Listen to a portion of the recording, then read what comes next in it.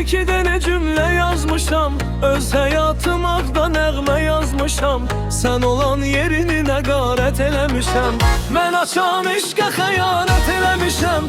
Sənə öz canımı əmanət eləmişəm, qara saçlarımı ağartmısan mənim, səndən Allaha şikayət eləmişəm.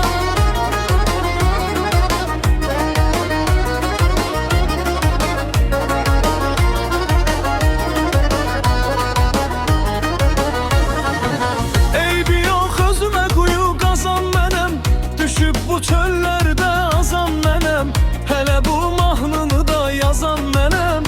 Özüm haqqında rəvayət eləmişəm, mən açan eşqə xəyanət eləmişəm.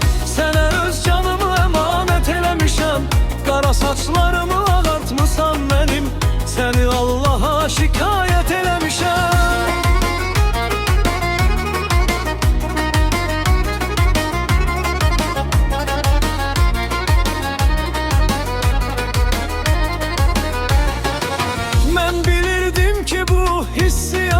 Sevgini, musiqini, şeiriyyatı, sən gələndən sonra sevdim həyatı, sən gedəndən sonra nifrət eləmişəm.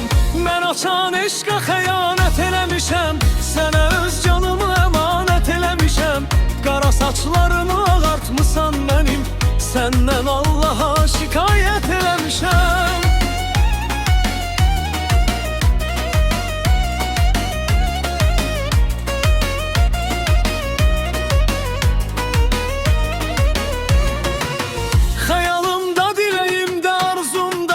Suyum, havam, çörəyim, duzum da sən, günəşim, ayım da, ulduzum da sən. Mən məni səndən ibarət eləmişəm, günəşim, ayım da, ulduzum da sən. Mən məni səndən ibarət eləmişəm. Nə zaman eşqə xəyanət eləmişəm, sənə öz canımı əmanət eləmişəm.